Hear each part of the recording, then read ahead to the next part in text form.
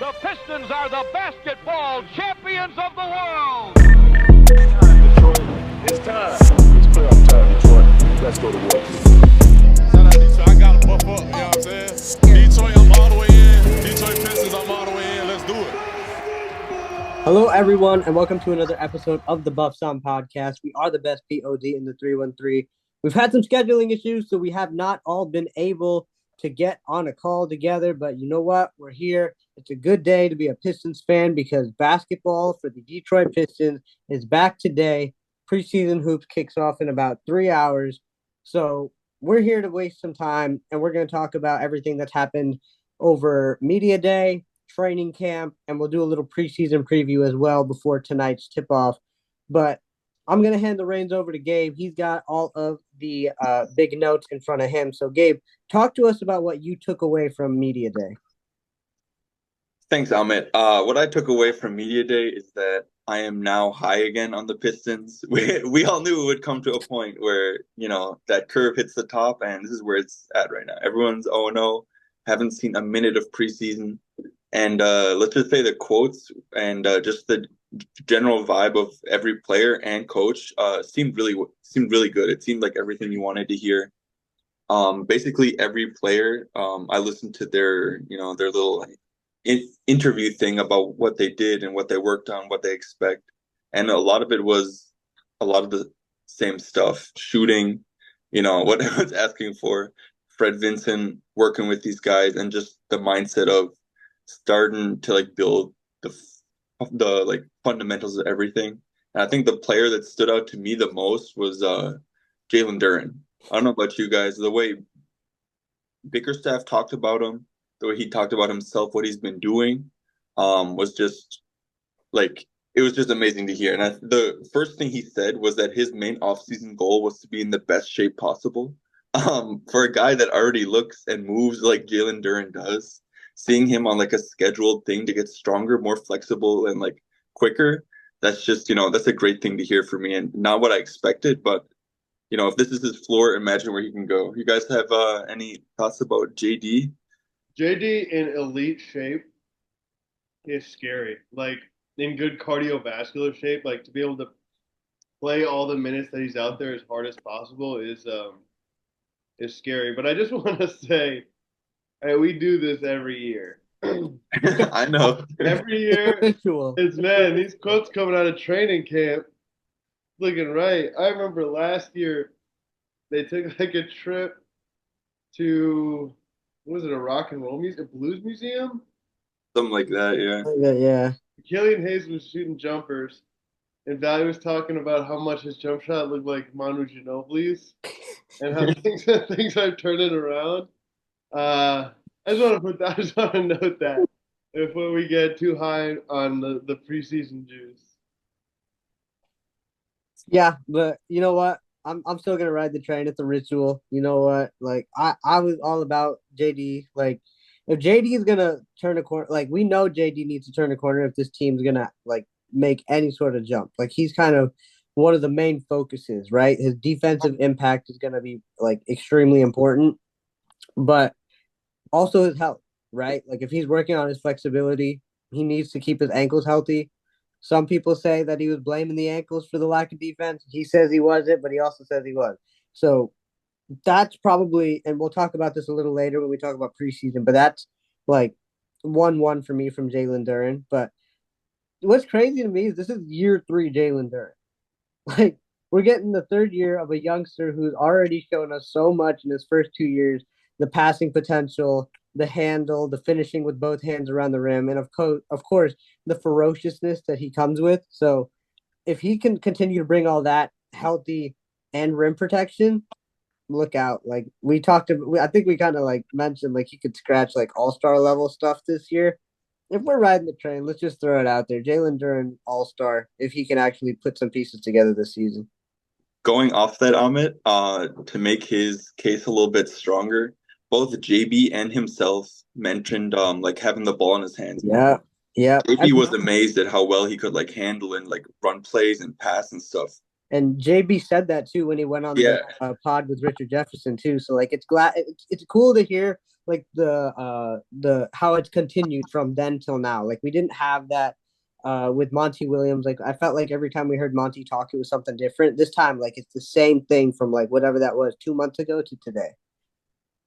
That was one of my things that I pulled from media day was Cade Cunningham. You know, his full press conference or whatever. One of the things he said was Bickerstaff was not putting guys in boxes, and I thought this, along with some other stuff, were like some subtle shots at Monty Williams.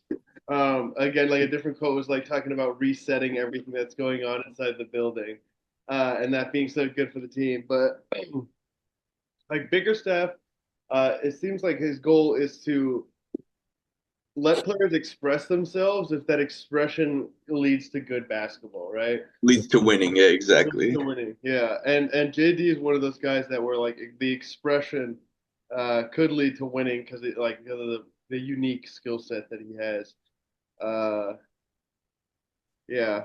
Can I go with a different Cade code as well? Yeah, Yeah, go ahead. I thought this was the most important, at least basketball wise, thing that was said, and that was Cade Cunningham saying that he was working on his floater. I wrote that down as There well. were so many yeah, times where we're like he has this incredible touch. The mid range is there, but when he stopped like just short of the basket and the layup's not there and the mid range is not there, there needs to be a floater. And he like it seemed like he should have one, but he didn't really have one. If that gets added, he's a straight up like what some people call a 4 level scorer, which is like 3 point mid range layups and the floater. That sort of in between spot where you know, you funnel guys to when all else fails. You know, when they're cooking you from every other way, you funnel yeah. to the floater. And if he's got that down, I mean, ooh, talk about Jalen Duren. If he's got the floater down, that like sort of James Harden, if the defense doesn't know if it's going to be a floater or an oop to the roller, is something crazy that he could unlock. And that's exactly what I was gonna say. Except I wasn't gonna go James Harden. I was gonna go Trey Young. Like it makes a guy like Trey Young who's so effective at his height. Like imagine Cade at his like huge size as a guard. Like you don't know if he's gonna lob it or pass it to a guy. Not only that, like is already like he Jalen Duren's like one of the biggest lob threats maybe in the league, right? Like So no, is that too much? No, no, no, it's not. Okay. But like you don't know if Cade's gonna lob it to JD or if he's gonna hit a floater. And if Cade can like prove that he can hit the floater and defenses don't know what's coming, like it's wraps. Like the JD Cade pick and roll was already dangerous. I want to see a new level to it if we can get there. Yeah, and I think that would also help him, like those two guys you mentioned, get to the line more. If he Yeah, has a little fake, oh, let me get fouled. Cade Um, mentioned that too, didn't he? yeah, he did, he did. And the other thing he mentioned, I think right in that quote was like he worked on his kind of angles off the glass on layups and just like his rim touch as well, which like, we said he gets there and then he just like misses these ones sometimes. But if he has that down with his strength to get to the rim already, I think it's going to be a big year for Cade. Higher percentages. And remember, a guy asked him, "What can we expect from Cade?" Like, and he only answered in one word, and it was growth. It's the only thing he said. So, higher percentages is what I'm expecting. It's good stuff from him. How about Asar?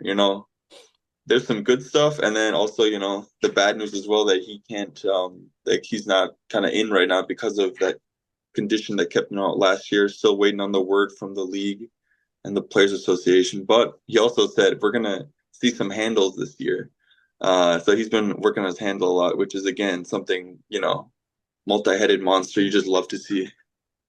Yeah, yeah, and I mean, we talked about it before. I think Connie brought it up like even last year, like maybe not like this year, meaning his rookie season, but maybe in the future, could we see Asar Thompson as like a secondary ball handler and facilitator? And I think we're gonna get that, and I think we're all excited for it. What did you say, Connie?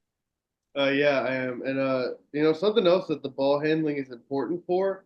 I don't know if I think I talked about this a little bit last year, but Asar Thompson seemed a lot more explosive being past the ball. rather than making a move off of his own dribble, and that Yeah. comes with like security in the handle. So like it's working on the handle not only to be able to run a pick and roll or break a guy down, but just be more confident to get into the footwork and the real explosion and the physical plays off his own dribble as much as off of other guys' passes. I think it's very important for his development. And we've seen last year that like little like low post like elevation jumper that he's got. And if he's got a stronger handle and can like shoulder his guy, create a little separation, throw them off balance, so they not that anybody can jump with him anyway, but like that's just gonna make that shot so much easier for him. True. True. Another thing to build off of, going off of your quotes from Cade about how like resetting and nobody's in boxes, subtle shots at Monty. The not so subtle shot from Marcus Sasser saying the vets on this team seem to like care a little bit more. Gabe, do you have the quote in front of you? No, I don't actually. Like I mentioned before the No, pod. I sent the screenshot. You got the Oh yeah, those it was in the screenshots, but no, I don't have it. Let me see if I can pull it up real quick. But yeah, like you said, there's a lot of talk about these vets just being good vets. It's kind of if we've heard coaches talk about that every year, like these vets are good, they're here for the guys, and then this year you actually hear the players talk about it. Yeah, Guys that like not Corey Joseph, not Plumlee, like guys who can actually play and learn, not just on the court but also off the court. yeah. I mean, Sasser saying that. I don't know how the team felt about it, but it's gonna be. I mean, did you guys see any of the open practice footage from yesterday? I saw Cade hit one 3-pointer. Yeah, there. I don't know. I think it was from Kuka Hill. He sent out a clip. And Sasser was bringing the ball up the court, and we have said on this pod before we don't know what his playmaking upside is yet. We weren't really high on it after summer league. I don't know if we're going to see more of that in the preseason. Tonight will be pretty big in terms of that. But he came down the court, got to his spot, and hit a pull-up jumper. Right, like we want to see Sasser score. For those of us who think Sasser can be a contributing part of this rotation, and that's what we saw. So I'm looking forward to, especially once the starters come out, the main guys come out, if he's going to still get some run as either a point or if we're going to try to just unleash his scoring ability. But anybody else you guys want to touch on?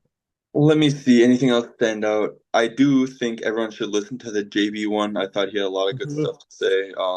Not really a specific quote, but just I think that was overall the one I liked the most. Other than that, Toby, the one quote he had, Tobias Harris, on Cade being a great leader, and Harris says he like challenges him on and off the court to be on the court to be one of the best guards in the league, and to push him every time they're on the floor, so he can reach that level. And just to have a guy on Cade, like Cade is like the guy who tells other people what to do. To have a guy on Cade, on your leader, I think that's just going to push him to another level. And that's exactly the type of vets that we're talking about. And he can still play. I think Asar was also another thing on Asar. His shot looks nice. Those Twitter videos you guys. Yeah. He's been shooting with Harris, shooting with Sam Vincent, and it looks much smoother. Does it? It does. I don't think Like, it has much of an itch. It's like slow and broken down now, but like you can see that it's there. Like he doesn't have that little thing where he just like holds it there. Yeah, a little bit. I mean, it's subtle, but like I think like I mean he's only been with Fred a couple of months. Like who knows? Maybe it'll become more fluid as the season goes on. But back to Tobias real quick. A lot of talk from everybody is how his leadership has really made an impact on the guys and how he's ready to be a leader for this team. So Tobias, people might still complain about the price tag, but as of early signs, early returns are he's the right fit for this team at this time. And then I just have one more quote, unless you guys have anything else. Nope, nothing for me. Ron Holland said he spent a lot of time with Sam Vincent, and he said he's going to be one of the best shooters in the league. And he said, and I mean that. So just like, it probably won't happen. He won't be the best shooter in the league, but for him to have that confidence in his shot, it must mean it's going in, right? You can't just be talking that. So He That's said it after the draft too, that like a lot of the question was, my shot, but I feel like I can be one of the best shooters. So it's good to see that he's maintaining that confidence, even with Fred Benson working with him day after day. It's just probably just increasing his confidence. So, any other notes on quotes from media day or training camp before we move into preseason previews? All right. So let's talk about preseason. Pistons tip off today, 8 o'clock LCA. Pistons Bucks on ESPN. Count this as a nationally televised game if you want to. I'm not counting it. But I think today is going to be really interesting. I want to see, we'll kind of get little sprinkles of what JB Bickerstaff has been teaching the squad. Are we going to see some defensive intensity to start the game? Starting lineup is a big thing. Let's just throw it out there now. Who's got a starting lineup prediction? I'll go first, I guess. We got Cade. I think it's going to go Cade, Ivy, Tech, Tobias Duran. yeah. Oh, and one other thing we forgot to mention. Isaiah Stewart is being talked about as a 5 now, not a 4. I mean, that's what we've been asking for, right? Back up. Right. So, I think that's kind of like answers our questions of who's the backup big. Like are we gonna see not Tobias? We'll probably see Tobias and Stu out there together, of course. Where does Paul Reed fit into all this? So it's really interesting. But sorry to interrupt. Gabe, go ahead with your starting lineup. No, I agree with you. That's all I was saying. I think it's gonna be those 5. Cool. Connie, what do you think? I could see a world maybe those 5 start. I don't think we're gonna see a lot of Tobias Harris. I don't think we're gonna see a lot of Tim Hardaway Jr., Malik Beasley. I don't think we're gonna see a lot of the vets as much in this game.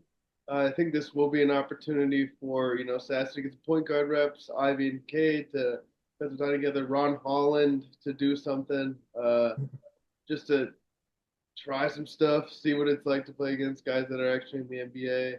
Mm-hmm. See if he's G League or NBA ready. Any predictions on that from what you guys have seen to this point? Is Ron Holland in the NBA, or is he going to start off? So little. Yeah. I will say, what's like any word on like when Thompson is he expected back for the start of the season? I think I haven't heard anything, but It feels good, he said. Yeah. That's the one thing. I would expect for league approval. Well, if Thompson's not back for the start of the season, that bodes well for Holland and his time to play in the NBA. Yeah. Yeah. But another thing to note, when asked about who's going to have a lot of the ball handling responsibilities when Cade Cunningham is off the floor, JB Bickerstaff said that it's going to be a little bit of everybody. So that could be very interesting. See a little bit from Stu. I don't know if we want to see that. Let's see a little bit from Asar, see a little bit from Duran, see a little bit from Holland because he did play point in the G League. I don't know if they're going to let him do that here. We were all surprised with Bobby Klintman's passing ability, and I think Bobby Klintman's old coach went on the Locked On or the Pistons Talk podcast and talked about how Klintman could run an NBA offense. So I'm curious to see it. I want to see it. I'm curious to see what we see. So many possibilities, but I hope Klintman does play because he was out of the open practice yesterday with, I think it was a calf contusion. So hopefully he does get some run today. Speaking of that real quick, did either of you guys catch that open practice? I didn't go. I saw clips of it online. Anything stand out to you? I think we talked about it on this pod how Dennis Jenkins has hops, but I think it's no longer a secret just on the Buffs On podcast. Like people know Dennis Jenkins can get up now. I forgot he's on our team. I don't blame you. Tosan Awoma changed his number from 18 to 20. Another big alteration there. Lamar Stevens today. I'm curious to see what we see from him as preseason rolls on, if he can earn himself a spot. But another thing, anything else from open practice? I've seen a lot of Cade hitting threes. Connie mentioned that he saw that one clip of Cade hitting the 3. But I don't know. I feel like every time something comes out where, whether it's Woodward Sports something just posting about, oh, at Pistons practice, I see Cade shooting threes and he's making them. So I know it's practice and I know I'm riding the high of the preseason, but I'm gonna hold off on that for a little bit. But it excited me a little bit. Oh yeah, we all believe that Cade Cunningham is a legit shooter. Yeah, Will be a legit 3-point shooter. So it's good to hear. it Good is to good to see. hear. It is good to Uh, hear. who is that guy? They signed him in the summer. Oh man. Tolu Smith. Uh, Oh, he's like a forward. I think he's on a 10-day. there's Tolu Smith. There's Lamar Stevens. There's Dennis Jenkins. There's Javante McCoy. There's Wendell Moore Jr. Those are all the guys I can think of off the top of my head. All right. Did he play in summer league? No, it was like after that. It's sort of recently. It's like a wow. Like a wing, he had some guard skills. Oh, Sebron. Yes, Sebron. Yeah, we'll probably see a little bit of him today too. He's still on the team. Yeah, yeah. He was at media day. Heck yeah.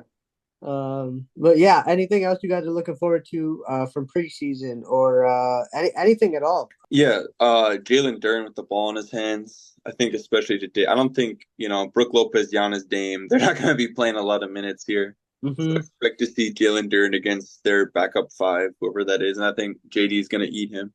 So I'm going to expect a huge line from JD. I think we're going to win. I think we're just going to, Biggerstaff had one quote that was like, "This preseason is the foundation for everything we're going to do here." So I do expect them to like be trying to like run their stuff and play hard and everything, especially when you win whatever it was games last year. So I think we're gonna, no matter this game to the last game, I think we're gonna play really hard because that's what JB Biggerstaff demands. Unlike Monty Williams, anything a player we haven't mentioned, Ivy. I'm expecting good stuff from Ivy. I think he's been putting in a lot of work, and I really, really want him to do well because I love the guy. But I think, and I expect, and I hope that it's going to be a huge season for Ivy as well. Yeah, I don't remember any major quotes from Ivy, but the dreads are back, so I think we're okay. Yep. There's one quote that was like, I think you just posted those Twitter scripts about how they had to pull Ivy like from overworking. Yeah. And I remember that kind of reminds me of the Sadiq Bey talk a few years ago.